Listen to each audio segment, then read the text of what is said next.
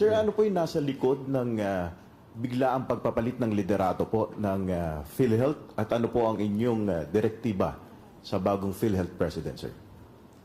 Actually, kung titignan ninyo ang qualifications ni Dr. Mercado, he is very, very well versed in both hospital administration, insurance, and all his whole life has been devoted to healthcare. And so, it was after nung nag-oath taking kami, matagal kami nag-usap. Sabi ko, baliktad, hindi ko siya ina-advise, he's the expert. So tinanong ko siya, ano sa palagay mo ang kailangan natin gawin? And we went, pareho kami, immediately napunta yung usapan sa digitalization.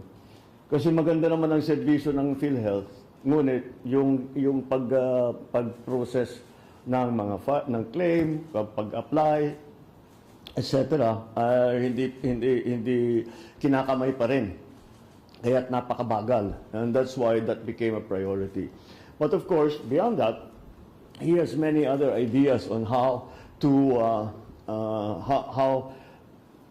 make the services of PhilHealth more inclusive, expanded, and again to give better coverage for different conditions for those who have.